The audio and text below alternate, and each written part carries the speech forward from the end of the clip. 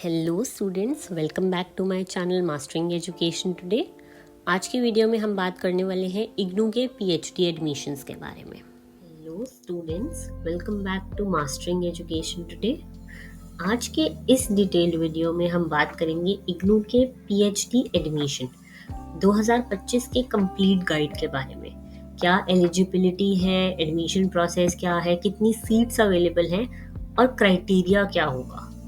अगर आप भी रिसर्च करियर का सपना देख रहे हो तो ये वीडियो आपके लिए बहुत इंपॉर्टेंट होने वाली है। चलिए शुरू करते हैं। जैसा कि आप अपनी स्क्रीन पर देख सकते हो, इग्नू ने अपने पीएचडी एडमिशन जुलाई 2025 सेशन के लिए स्टार्ट कर दिए हैं। ऑलरेडी एप्लीकेशंस निकल चुकी हैं और यहाँ पे जैसे कि मैंने मेंशन कर रखा है 4 अगस्त यानी कि 4 अगस्त 2025 एडमिशन लेने की लास्ट डेट है।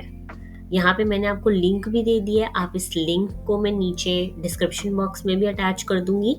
इस लिंक पे क्लिक करके आप अप्लाई कर सकते हो अपने पीएचडी एडमिशन के लिए। पहले ही बता दूं, ये प्रोग्राम पीएचडी वाला फुल टाइम और पार्ट टाइम दोनों मोड में अवेलेबल है और यूजीसी के जो नए गाइडलाइंस आए हैं उनके बेसिस पर है। तो जल्दी अप्लाई कर दो, टाइम वेस्ट मत करना क्योंकि डेट पास की ही है। अब देख लेते हैं एलिजिबिलिटी क्राइटेरिया।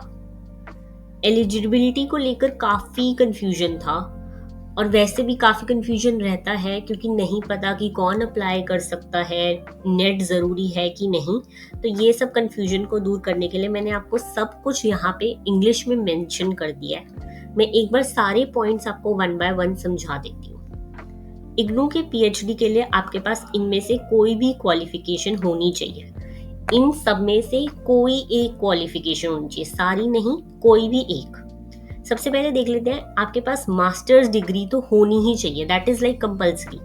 आपको अगर पीएचडी में एडमिशन लेना है तो आपके पास मास्टर्स की डिग्री होनी चाहिए with 55% marks. SC, ST, OBC इन सब के लिए 50% मार्क्स है, जनरल कैटेगरी वालों के लिए 55% मार्क्स। यानी कि अगर आप अभी अप्लाई कर रहे हैं तो अप्लाई करने के बाद अगर आप सिलेक्ट हो जाते हैं इंटरव्यू के लिए तो वहां पर वो आपको डॉक्यूमेंट वेरिफिकेशन के लिए आपकी मास्टर्स की डिग्री दिखाने के लिए बोलेंगे। अगर आपके पास डिग्री नहीं भी है तो आपके पास एटलीस्ट मार्कशीट होनी चाहिए जो कि आप दिखा सकते हैं कि हाँ, मैंने मास्टर्स कंप्लीट कर ली है। दूसरी चीज, या तो आपके पास एमफिल की डिग्री होनी चाहिए, उसके भी सिमिलर ग्रेड रिक्वायरमेंट्स है। एमफिल में आपके पास 55% मार्क्स होने चाहिए जनरल कैटेगरी के लिए और 50% मार्क्स SC, ST वगैरह के लिए। या फिर अब NEP 2020 की नई पॉलिसी आई थी और उसके अकॉर्डिंग आपके पास अगर 4 इयर्स की बैचलर्स डिग्री है with a minimum of 75% marks तो आप डायरेक्ट पीएचडी के लिए अप्लाई कर सकते हैं। मुझे नहीं लगता कि अभी तक किसी के पास भी 4 साल की बैचलर्स की डिग्री होगी क्योंकि अभी 2020 में पॉलिसी आई थी, नेक्स्ट ईयर से वैलिड हुई 21 से, और अभी तक किसी के भी 4 साल कंप्लीट नहीं हुए होंगे। तो ये एक नई कैटेगरी आई है। अगर आपके पास 4 साल की बैचलर डिग्री है विद 75% मार्क्स तो भी आप पीएचडी के लिए डायरेक्ट अप्लाई कर सकते हो। अब अगर कोई स्टूडेंट जिसके पास फॉरेन की डिग्री है तो वो इंडिया में रिकॉग्नाइज्ड होनी चाहिए। इस एलिजिबिलिटी को ध्यान से समझ के ही अप्लाई करना। कोई भी फॉरेन की डिग्री नहीं चलेगी। कोई पर्टिकुलर यूनिवर्सिटी की डिग्री है उसकी लिस्ट आपको इग्नू की वेबसाइट पे दे रखी होगी, वही डिग्रीज को लेकर आप आगे पीएचडी परस्यू कर सकते हो। तो जैसे कि मैंने आपको बता दिया, यहाँ पे इन चारों पॉइंट्स में से अगर आपके पास कोई भी एक चीज है तो आप पीएचडी के लिए अप्लाई कर सकते हो। या तो आपके पास मास्टर्स की डिग्री होनी चाहिए, या फिर एमफिल की डिग्री, या फिर 4 इयर्स बैचलर की डिग्री, या फिर बाहर फॉरेन यूनिवर्सिटी से कोई रिकॉग्नाइज्ड डिग्री। अगर आपके पास इन चारों में से कोई भी एक है तो आप एलिजिबल हो पीएचडी एडमिशन के लिए इग्नू में। अब देख लेते हैं next slide, programme structure and duration, कि कैसा रहता है पीएचडी में एडमिशन लेने के बाद आप क्या कर सकते हो, कितना टाइम पीरियड होता है, उस सब के बारे में। तो इग्नू का पीएचडी प्रोग्राम फ्लेक्सिबल भी होता है और रिसर्च फोकस्ड भी होता है। इसकी मिनिमम ड्यूरेशन है 3 साल। 3 साल तो मिनिमम है, मतलब 3 साल तक तो आपको पीएचडी परस्यू करनी ही होगी, और मैक्सिमम 6 साल है। आप अपनी डिग्री 3 साल में कंप्लीट कर सकते हो तो बहुत अच्छी बात है, वरना मैक्सिमम टाइम आपके पास 6 साल का होता है डिग्री कंप्लीट करने के लिए। वुमेन और पीडब्ल्यूडी कैंडिडेट्स को एडिशनल 2 इयर्स मिलते हैं, क्योंकि ये यूजीसी की गाइडलाइंस है। यानी कि जो 6 साल अगर आप मेल कैटेगरी से हो तो आपको 6 साल मिल रहे हैं मैक्सिमम, वहीं वुमेन और पीडब्ल्यूडी कैटेगरी को 8 इयर्स मिलते हैं अपनी डिग्री को कंप्लीट करने के लिए। अब इसमें सबसे मैंडेटरी पॉइंट आप ये इस पर फोकस करें, जिसमें लिखा हुआ है 6 month course work period is required. यानी कि 6 मंथ का प्रॉपर एक थ्योरेटिकल पीरियड होएगा जहाँ पे आपको क्लासेस अटेंड करनी पड़ेगी, जहाँ पे वो आपको रिसर्च के बारे में सिखाएंगे, पढ़ाएंगे। वो क्लासेस इग्नू के हेडक्वार्टर्स में होंगी, और वो क्लासेस में 80% अटेंडेंस आपकी कंपल्सरी है। यानी कि 6 मंथ्स, फर्स्ट 6 मंथ्स जो आपकी पीएचडी के होंगे उसमें आपकी क्लासेस होंगी प्रॉपर, और वो इग्नू के हेडक्वार्टर में होंगी, जहाँ पे आपको क्लासेस लेना कंपल्सरी होगा।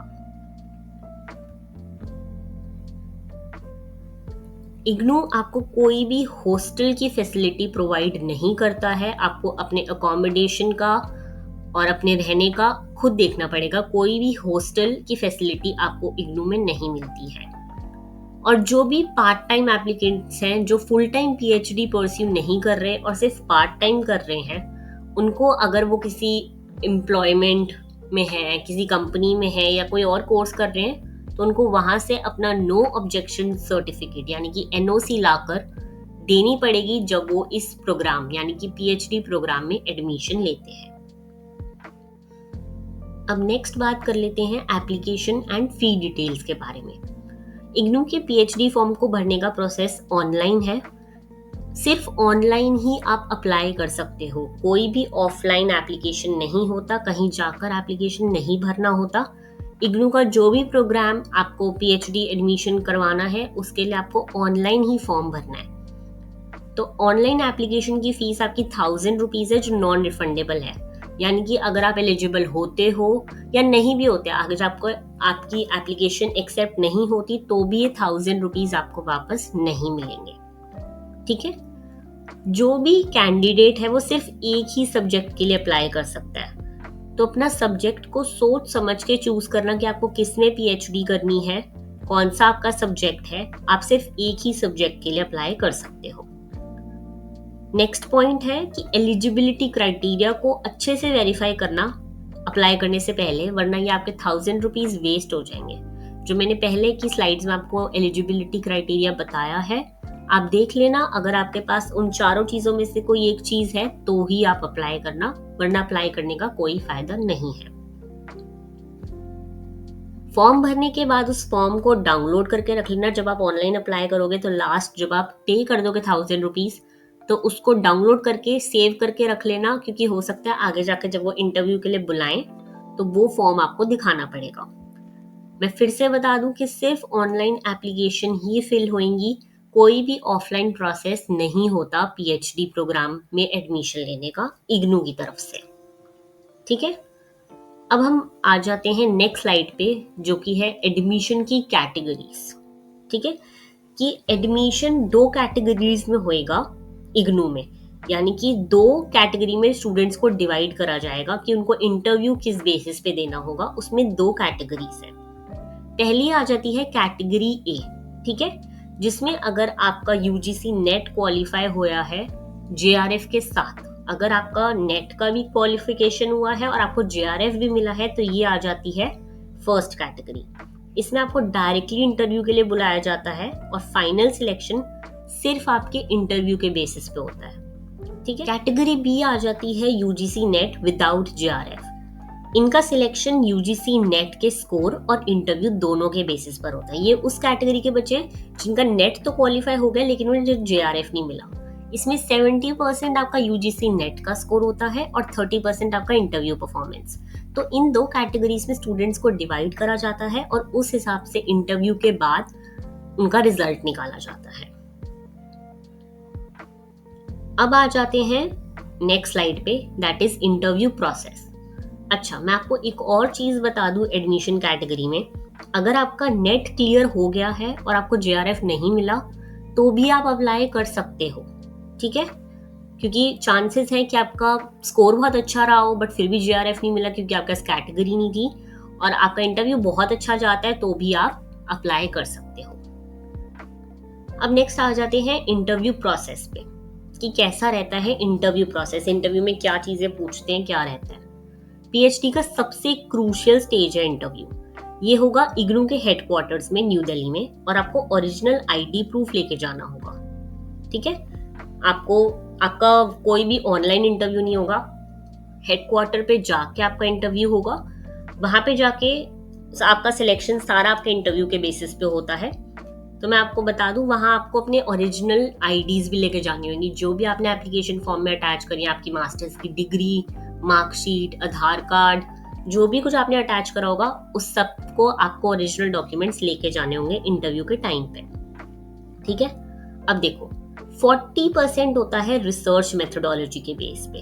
अब ये रिसर्च मेथोडोलॉजी क्या होता है, जो हमने पेपर 1 यूजीसी नेट में पढ़ रखा है रिसर्च मेथोडोलॉजी, उसी में सब कुछ आ जाता है कि रिसर्च मेथोडोलॉजी के क्वेश्चंस कि वो कैसे आपसे क्वेश्चंस पूछ सकते हैं इससे रिलेटेड। दूसरा आ जाता है 40% सब्जेक्ट नॉलेज के बेस पे, जो आपका पेपर 2 था जिसमें आपने अप्लाई करा है, उसके बेसिस पे, सब्जेक्ट नॉलेज के बेसिस पे वो क्वेश्चंस पूछेंगे। और 20% आ जाता है आपकी कम्युनिकेशन स्किल्स, कि आप कितने अच्छे से उनसे इंटरव्यू में कम्युनिकेट कर रहे हो, अपने आइडियाज को कितने अच्छे से रख रहे हो, और आपकी प्रेजेंटेशन स्किल्स कैसी हैं, ठीक है?